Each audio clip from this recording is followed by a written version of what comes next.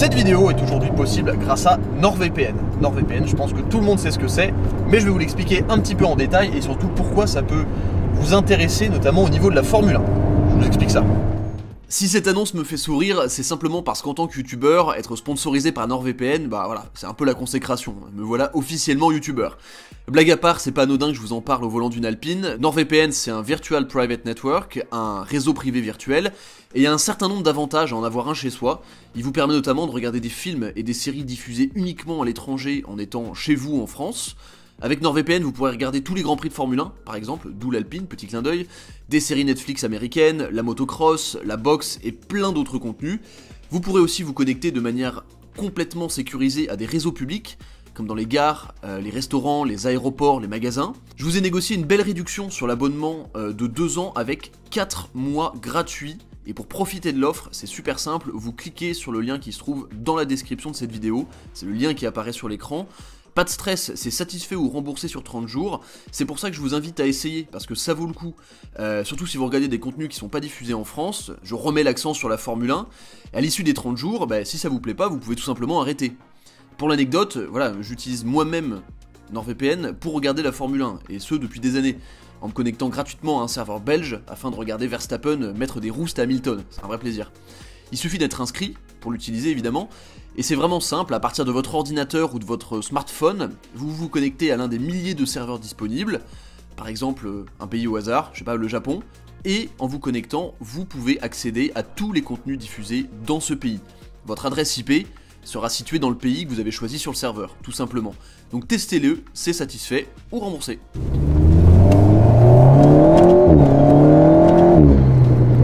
Bonjour à tous, bienvenue sur The Glove Driver et bienvenue dans mon type de vidéo préféré, une vidéo où je me trouve en convoi avec des voitures de sport assez éclectiques, direction la montagne. Je vous explique un petit peu le contexte. Ça fait déjà 2 jours que je suis sur un rallye dont le concept est tout simplement de traverser de long en large les Pyrénées. Nous sommes partis de Collioure il y a maintenant 2 jours et nous allons rejoindre Biarritz. Ce rallye, il est organisé par l'association Cars and Patelin, qui est tout simplement une association qui va utiliser les fonds du rallye pour les reverser à une autre association caritative qui s'appelle Du Sport et Plus. Et le principe de cette association, c'est tout simplement de donner accès à des enfants malades ou hospitalisés à des événements sportifs, de les faire rencontrer des sportifs.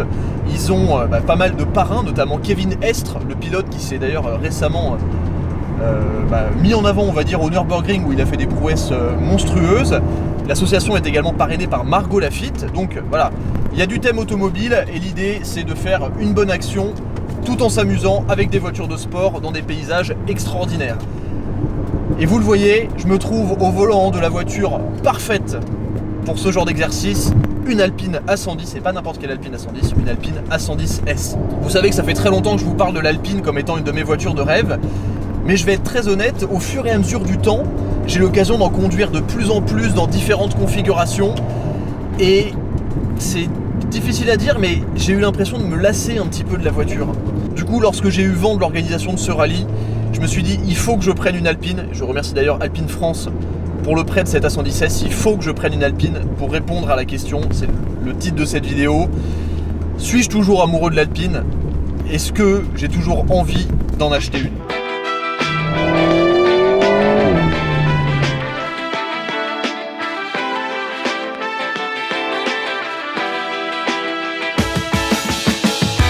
Laissez-moi vous présenter un petit peu le line-up de voitures et ensuite on revient sur cette A110S. Aujourd'hui, moi je vous ai dit, ce que j'adore sur ce rallye, c'est qu'il y a de tout. Et quand je dis de tout, il y a vraiment de tout, dont des exemplaires vraiment très très sympas. Je retourne la caméra, je vous montre. Alors, Saab 900 Turbo Cabriolet dans un super bêta. Mini John Cooper Works. Nissan 370Z Cabriolet. Porsche 911 996 Carrera 4S Cabriolet. 323i, elle est trop cool. Chantalpina, plus 1, en plus elle est vraiment dans un état neuf, elle est superbe. Petite Lotus Elise S1 111S. M4 compétition plus exactement, avec un intérieur individual, je sais pas si vous arrivez à le voir mais il est marron. Regardez un peu la classe, superbe. Boxster 2,7 litres, donc avec le 265 chevaux, le flat 6, Porsche 944, 911 991, je vous l'ai dit, Carrera 4 GTS rouge carmin, Boxster Spider 981, Carrera 4S 997, l'Alpine A110S de Mister Pierre. Bonjour Mister Pierre. Donc l'Alpine A110 1600S et l'Alpine A110S avec laquelle je roule. Alors je vous l'ai dit, on est le dernier jour du rallye. J'ai déjà fait plus de 2000 km au volant de la voiture. Et à l'origine, en fait, je devais avoir une Alpine A110 légende. Donc la grise, un peu couleur champagne avec les jantes gold et l'intérieur marron. Sauf qu'il y a eu un petit changement de programme de dernière minute. Du coup, je me suis retrouvé avec une Alpine A110S. Alors ce qui n'est pas un mal, hein, parce que plus de puissance, encore plus de rigidité et de rigueur de châssis.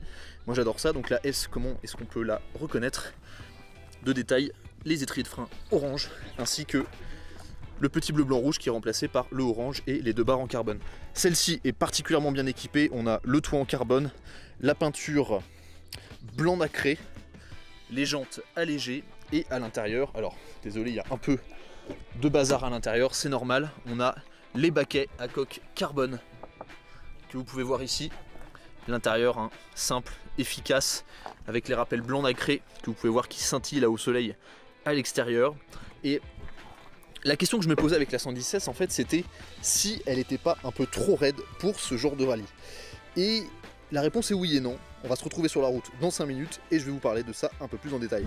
Alors, je teste un truc, je sais pas si ça va bien fonctionner, mais j'ai mis ma GoPro sur mon nez parce que je me suis dit que les routes étaient tellement géniales qu'il fallait que je vous en fasse profiter, voilà, on va dire en mode POV. Donc, cette Alpine A110S. Pourquoi est-ce que j'ai un peu des a priori sur cette voiture? L'Alpine A110 normale, elle est vraiment typée balade, col de montagne comme ça, avec des réglages de suspension assez souples. La 110S, c'est on va dire la version plus circuit. Elle est vraiment plus rigide que l'Alpine A110 normale. Et du coup, on s'éloigne un petit peu de ce côté alpine finalement. On est plus sur un produit fait pour le circuit. J'ai fait 900 km pour descendre de Paris jusqu'à Collioure avec la voiture. Et première chose que je veux dire, j'ai été étonné du confort de la voiture sur l'autoroute tout simplement. Franchement, ça va, en faisant des pauses toutes les heures et demie, c'était pas cassant quoi. Et maintenant, la question c'est bon, une fois qu'on se retrouve sur une route de montagne, qu'est-ce que ça vaut? Et franchement, j'ai été très agréablement surpris. Alors, on va pas se le cacher, si on arrive sur une route qui est vraiment bosselée, c'est pas très agréable. Parce que la voiture est raide, ça saute un petit peu de partout.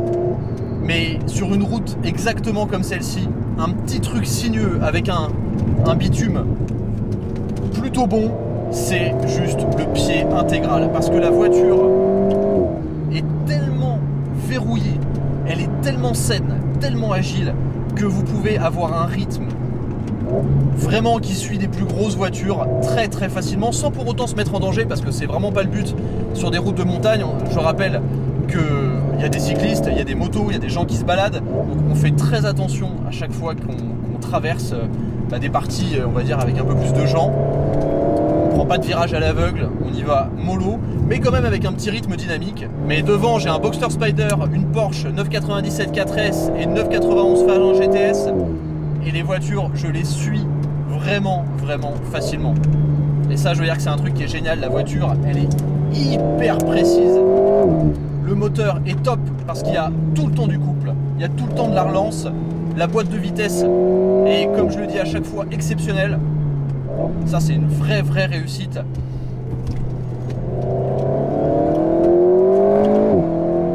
Et la voiture est tellement légère que vous pouvez la placer mais au doigt et à l'œil. Et sur des petites routes comme ça, c'est juste le feu. Et moi, ce que j'aime, là j'ai eu l'occasion de rouler un petit peu avec des Porsche, notamment un Boxster. Le Boxster, il fait tout, on va dire, très facilement. L'Alpine, il faut vous en occuper quand même. Parce que c'est une voiture qui est tellement directe, tellement incisive, qu'il faut être très concentré pour aller vite avec.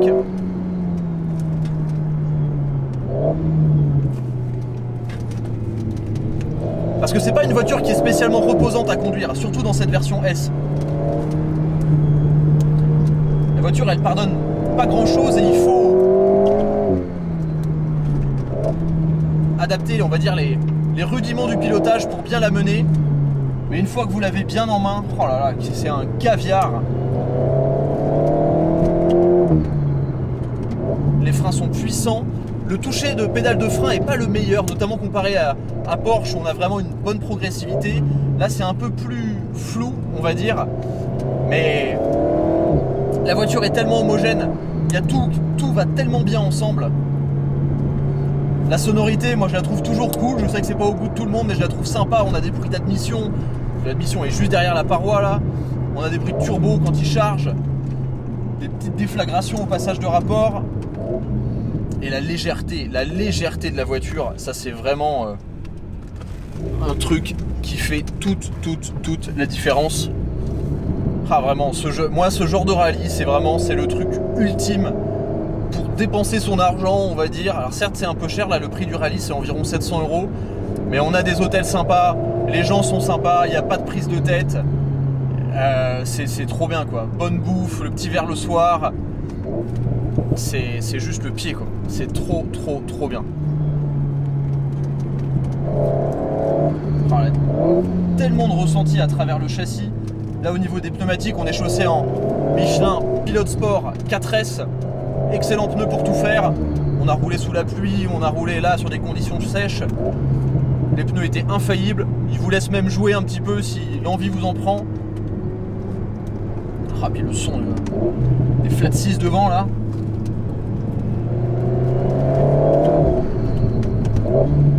C'est trop bien. Je prends un pied, c'est exceptionnel. Oh, puis les paysages, incroyables.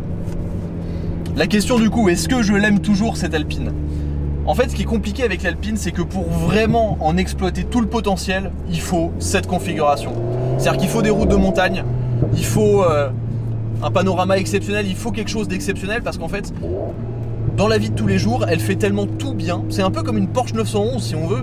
Elle fait tellement tout bien et tout facilement, mais qu'on en arrive vite à oublier, on va dire, son caractère exceptionnel. Et la voiture, en fait, elle se révèle vraiment quand on est sur une configuration comme ça. Parce que là, c'est son terrain de jeu pur et dur, quoi.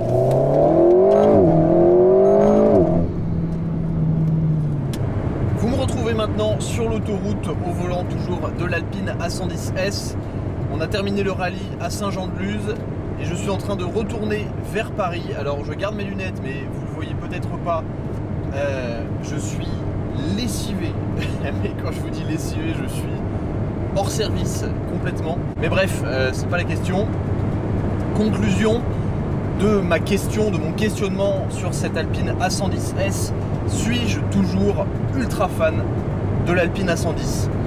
Alors la réponse, c'est que je ne suis pas ultra fan de l'A110S. En fait, elle fait tout, mais elle fait tout avec une facilité qui est tellement déconcertante que j'en reviens presque à avoir envie de lui trouver des défauts. Et automatiquement, je repense à la seule voiture avec laquelle j'ai vécu, on va dire, le Z3M. Ce qui me plaisait dans le Z3M, c'est que c'était une bagnole imparfaite, c'est que c'était tout simplement une bagnole avec du charme. Parce qu'il y avait que moi, à force de la conduire tout le temps, qui savait comment parfaitement la conduire. Là, l'Alpine, je monte dedans, je la démarre, je fais de la ville, je fais de l'autoroute, je suis n'importe quel Porsche sur un col de montagne en n'étant pas du tout à la limite. Moi, je pense que mon Alpine A110 parfaite, ça serait une Alpine A110 normale, genre une pure, avec 300 chevaux pour le coup, parce que la puissance dans celle-ci, la différence, moi je trouve, est assez flagrante. Et du coup, la question, quand est-ce que j'achète une Alpine? Alors, la réalité, c'est que même si je fais durer ça depuis très longtemps, parce que je me suis mis cet objectif dans la tête de réussir à m'acheter une bagnole de sport, il ne faut pas oublier que je suis parti de rien financièrement, je suis parti de rien quand j'ai lancé ma chaîne YouTube. J'ai pas mes parents qui financent derrière ce genre de choses, ce qui est pas un mal, hein, on s'en fout, mais c'est juste pas mon cas. Et mon activité, je la développe avec mes petits bras depuis le début. Bref, en gros, pour l'instant, j'ai pas les thunes pour acheter une A110, pour la faire courte. Mais j'y travaille et je sais que ça va arriver. Je sais que ça va arriver parce que je m'en rapproche de plus en plus. Là, je commence à pouvoir gratter là. Alors, donc voilà, pour ça, abonnez-vous, tout ça, c'est pas pour des... C'est pour que la chaîne se développe, parce que c'est mon activité, je le rappelle, c'est mon gagne-pain, c'est mon travail, c'est mon entreprise, c'est une société, il y a des gens qui travaillent pour l'entreprise, donc ça prend du temps. Ça prend du temps, mais je suis pas du genre à lâcher, donc voilà. Bref, c'était très chiant ce que je raconte. Je repars vers Paris, il me reste 3 heures et j'ai hâte d'arriver parce que je suis exténué, j'en peux plus. Je vous prépare des trucs très cool pour la suite là. Merci d'avoir regardé, j'espère que ce petit épisode un peu débrief vous a plu, j'espère que la session de conduite en montagne vous a plu avec les autres. Et voilà, encore un mec qui fait un pouce en passant, c'est ça toute la journée avec la voiture. Merci d'avoir regardé, à très vite sur The Glove Driver. Ciao.